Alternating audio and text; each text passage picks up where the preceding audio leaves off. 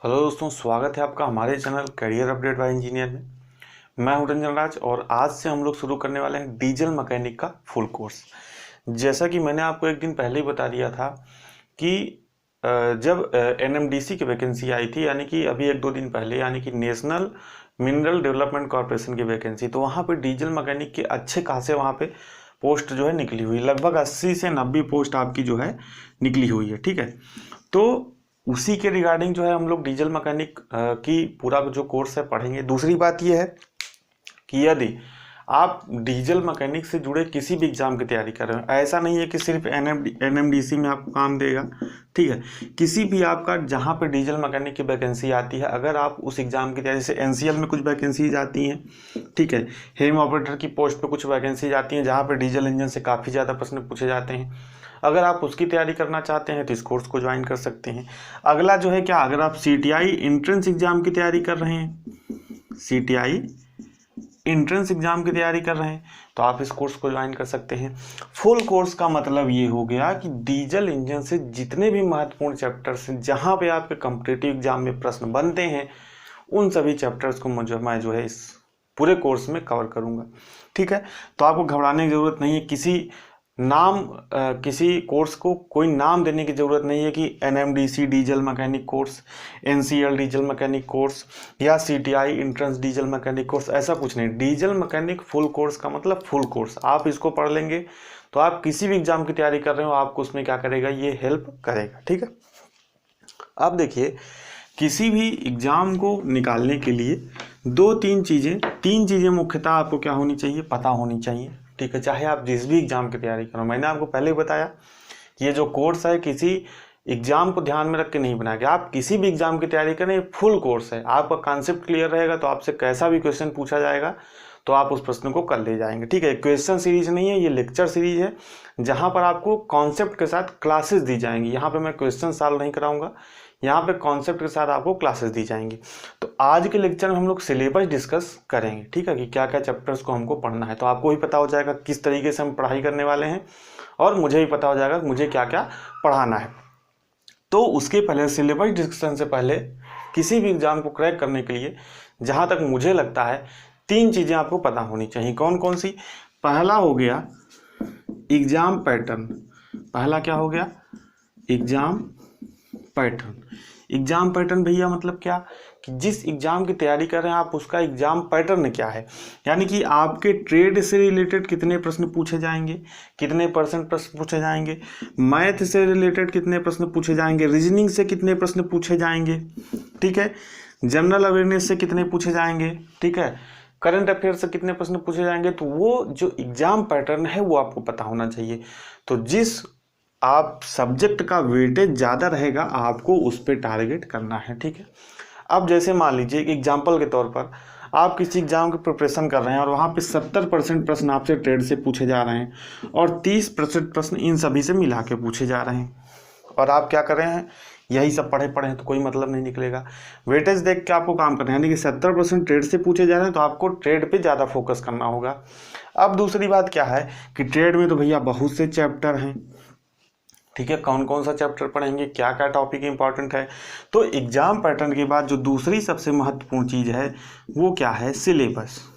ठीक है, यानी कि ट्रेड का आपको पूरा सिलेबस जो है, जिस भी एग्जाम की तैयारी कर रहे हैं वहाँ पे वेबसाइट पे उनके सिलेबस भी दिया रहता है कि भैया इस चैप्टर से हम प्रश्न पूछेंगे। तो जिस भी एग्जाम की तैयारी कर रहे हैं, एग्जाम पैटर्न और सिलेबस, ये 2 चीज़ें आपको पता होनी चाहिए। इसके बाद जो तीसरी सबसे महत्वपूर्ण चीज़ है वो है आपके नोट्स। ठीक है, क्या महत्वपूर्ण चीज़ है, आपके नोट्स, यानी कि खुद आपने सेल्फ स्टडी करके नोट्स बनाए हैं कि नहीं। क्योंकि एग्जाम में मान लीजिए आपका 2 दिन बचा है, आपको सब कुछ पता है, एग्जाम पैटर्न पता है, सिलेबस पता है, और एग्जाम में 2 दिन का समय बचा है। आप एक मोटी सी किताब लेके बैठ गए कि भैया ये चैप्टर इंपॉर्टेंट है, हमको सिलेबस पता है, लेकिन आज उस पूरे सिलेबस को आप कवर नहीं कर पाएंगे, क्योंकि आपको ही खुद सेल्फ नोट्स बनाने पड़ेंगे या किसी टीचर के नोट्स बनाने पड़ेंगे, ताकि जो महत्वपूर्ण चीज़ें हैं उस नोट्स में लिखी हो और लास्ट समय में आप वही नोट्स पढ़ के जाएं और आपका सिलेक्शन हो जाए। तो इन 3 चीज़ों को आप ध्यान में रखिएगा, एग्जाम पैटर्न, सिलेबस और नोट्स। ठीक है, ये 3 चीज़ें हो गई। अब आज के लेक्चर में जो हम लोग डिस्कस करेंगे वो हम लोग डिस्कस करेंगे डीजल मैकेनिक का सिलेबस। क्या डिस्कस करेंगे? डीजल मैकेनिक का सिलेबस। तो आपको भी ये पता चल जाएगा कि आगे आने वाले क्लासेस में हम कौन कौन से चैप्टर्स पढ़ेंगे और किस प्रकार से पढ़ेंगे। अब देखिए, जो डीजल मैकेनिक का ये फुल कोर्स है, इसके सिलेबस को मैंने 2 भागों में डिवाइड किया है। कितने भागों में? 2 भागों में। तो मैं यहाँ पर सिलेबस लिख दे रहा हूँ। सिलेबस को 2 पार्ट में डिवाइड किया गया है। पहला क्या है? पार्ट ए, और दूसरा है पार्ट बी। ठीक है, पार्ट ए और पार्ट बी, 2 भागों में मैंने सिलेबस को डिवाइड किया है। क्यों ऐसा किया है वो मैं आपको बताता हूँ। ठीक है, तो आइए मैं सिलेबस यहाँ पे आपको लिख के बताता हूँ कि क्या क्या चीजें हम लोग पढ़ने वाले हैं। देखिए यहाँ पे मैंने जो है पार्ट ए का जो है चैप्टर्स लिख लिए हैं। ठीक है, मैंने आपको पहले बताया कि 2 पार्ट में मैंने इस सिलेबस को डिवाइड किया है, पार्ट ए और पार्ट बी। ठीक है, तो बोर्ड पे जगह नहीं थी तो पार्ट ए ही अभी मैंने यहाँ पे लिखा हुआ है। ठीक है, अब देखिए होता क्या है कि जो डीजल मैकेनिक होता है या कोई भी आपका ट्रेड हो आईटीआई का, तो वहाँ पे 2 पार्ट में सिलेबस को बांटा जाता है। जैसे कि पहला क्या होता है, आपका जनरल पार्ट होता है। जनरल पार्ट यानी कि वर्कशॉप से रिलेटेड आपको जो है जनरल नॉलेज दी जाती है। जैसे कि मैं बात करूं कि सिंपल चीज़ें, मेजरमेंट सिस्टम क्या होता है, मापन पद्धति क्या होती है, सिंपल जो टूल्स हैं वो क्या होते हैं। ठीक है, फास्टनर्स हो गए, कटिंग टूल्स हो गए। ठीक है, थोड़ा सा वेल्डिंग हो गया, इसी तरीके से ड्रिलिंग हो गया, टैप एंड डाई हो गया। ठीक है, ये जनरल पार्ट होता है किसी भी वर्कशॉप का। आप इसको किसी भी ट्रेड से रिलेटेड रहेंगे, फिटर में भी पढ़ेंगे, आरएसी में पढ़ेंगे, डीजल मैकेनिक में भी पढ़ेंगे। ठीक है, और जो दूसरा पार्ट होता है वो होता है ट्रेड से रिलेटेड। जैसे अगर आपका आरएसी मैकेनिक का ट्रेड है तो फर्स्ट पार्ट में तो आप नॉर्मल चीज़ें पढ़ेंगे, जैसे कटिंग टूल हो गया, वेल्डिंग हो गया, ड्रिलिंग मशीन हो गया, ड्रिलिंग हो गया, टैप एंड डाई हो गया। और जो सेकंड पार्ट रहेगा उसमें क्या पढ़ेंगे, उसमें आरएसी से रिलेटेड यानी कि रेफ्रिजरेशन और एसी से रिलेटेड चीज़ों को पढ़ेंगे।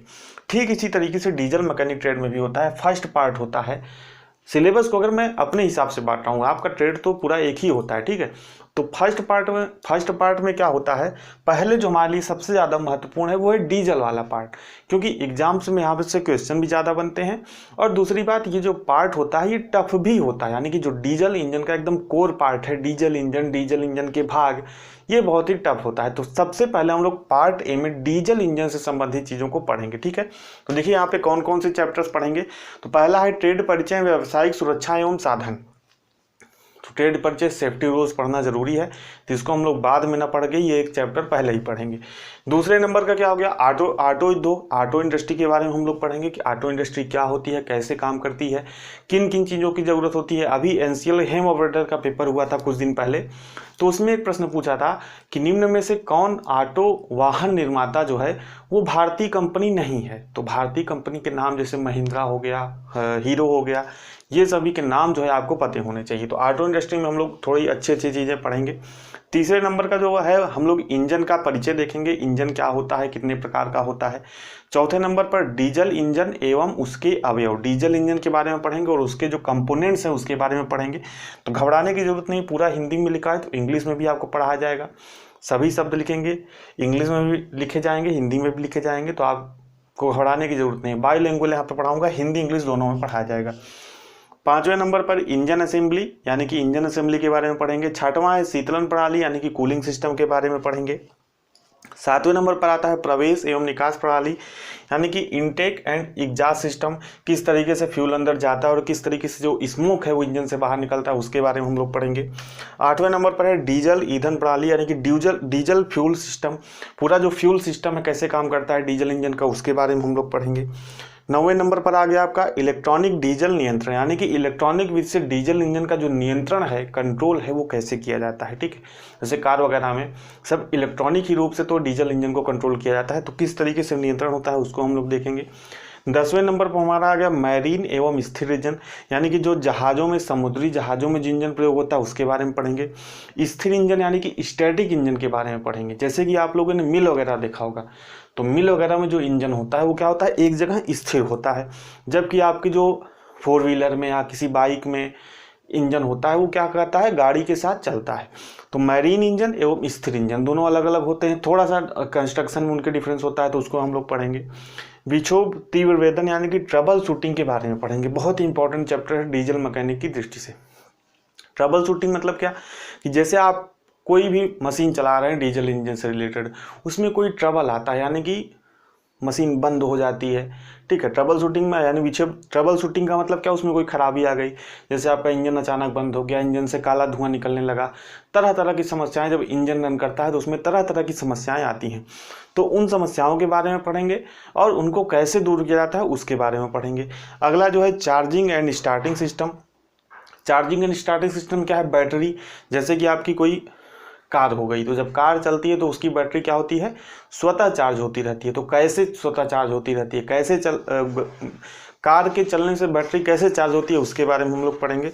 स्टार्टिंग सिस्टम, सेल्फ स्टार्टिंग कैसे होता है, यानी कि कैसे हम लोग सेल्फ करते हैं तो इंजन स्टार्ट हो जाता है, या किक लगाते हैं तो कैसे इंजन स्टार्ट हो जाता है, इसके बारे में पढ़ेंगे। और 13 नंबर पर आता है आपका इमिशन कंट्रोल, यानी कि जो इमिशन कंट्रोल का मतलब इसमें क्या होता है कि जो आपका धुआं निकल रहा है वो बहुत ज़्यादा पॉल्यूशन ना करे। जैसे कि अभी आपको पता है कि इंडिया में BS4, BS5, BS6 इस तरह के इंजन आ रहे हैं, तो वो क्या है, वो इमिशन कंट्रोल है, यानी कि जो स्मोक निकल रहा है वो क्या हो, पर्यावरण को कम प्रदूषित करे। तो उसी को कंट्रोल करने की जो तरह तरह की विधियां हैं उसके बारे में हम लोग पढ़ेंगे। तो ये था हमारा पार्ट 1 और पार्ट ए और पार्ट बी, पार्ट 1 पार्ट 2 भी आप बोल सकते हैं। मैंने सिलेबस को 2 भागों में बांटा है, पार्ट ए और पार्ट 2, ठीक है।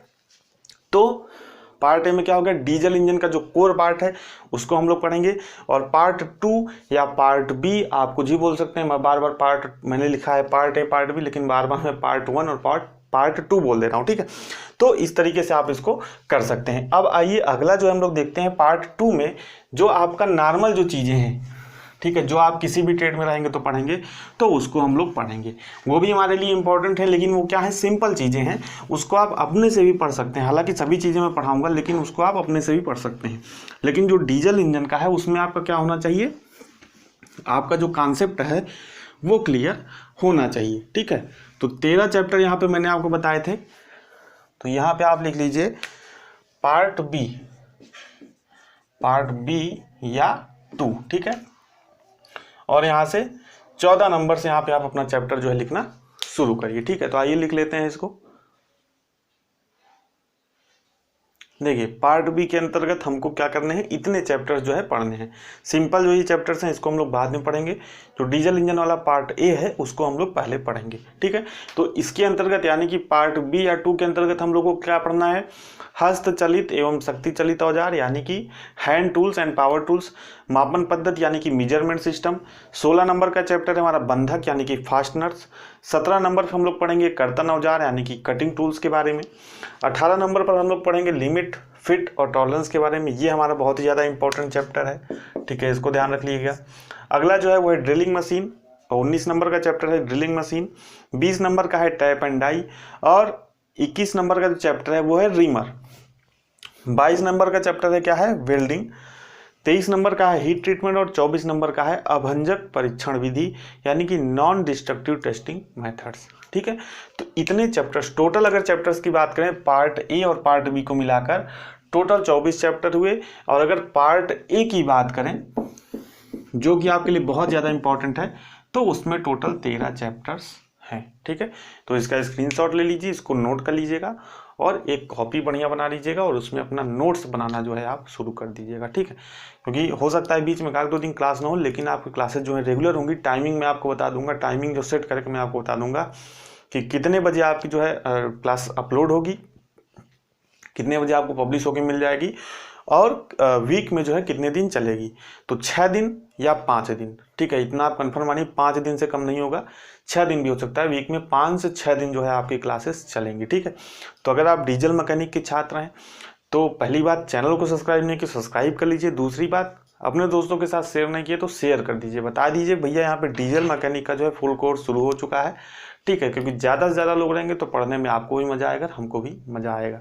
दूसरी बात यह है कि अभी डीजल मैकेनिक का मैं एक ग्रुप बना दूंगा, ठीक है, डीजल मैकेनिक का मैं ग्रुप बना दूंगा, टेलीग्राम ग्रुप बना दूंगा, ठीक है। यहाँ पे देखिए, लिख लीजिए टेलीग्राम ग्रुप। तो उसमें जितने भी लोग हैं, लिंक आपको मैं डिस्क्रिप्शन बॉक्स में दे दूंगा इसका टेलीग्राम ग्रुप का। तो आप क्या करिए, उस टेलीग्राम ग्रुप से जुड़ जाइए, वहाँ आप डिस्कशन कर सकते हैं। डिस्कशन तो वैसे मुश्किल होता है क्योंकि वहाँ पे जो छात्र हैं वो इधर उधर का मैसेज करने लगते हैं, तो डिस्कशन तो पॉसिबल नहीं है। लेकिन आप अगर उस टेलीग्राम ग्रुप में जुड़ जाते हैं तो डीजल मैकेनिक से संबंधित, ट्रेड से संबंधित जो भी नोट्स वगैरह होंगे, नोट्स हुआ, कुछ भी पीडीएफ हुआ, कोई भी जानकारी हुई, तो उसको मैं उस टेलीग्राम ग्रुप में डाल दूंगा, ठीक है। क्योंकि भाई अब यूट्यूब पे तो पीडीएफ वगैरह भेज नहीं सकते, आप कुछ दे नहीं सकते आपको, ठीक है।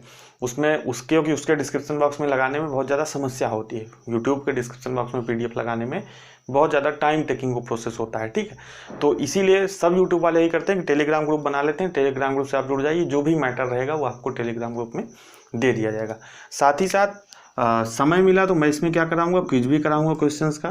तो आप वहाँ पे क्या कर सकते हैं, अपनी तैयारी को भी जान सकते हैं कि कितनी तैयारी हो रही है। बीच बीच में क्विज भी हम लोग यहाँ पे करेंगे, और टेलीग्राम ग्रुप में जो भी आपको मैटर रहेगा वो मिलता रहेगा। तो लिंक मैं डिस्क्रिप्शन बॉक्स में दे दिया हूँ, आप उसको टेलीग्राम ग्रुप को ज्वाइन कर लीजिएगा। तो उम्मीद करता हूँ वीडियो पसंद आया तो लाइक कर दीजिए और शेयर कर दीजिए अपने दोस्तों के साथ।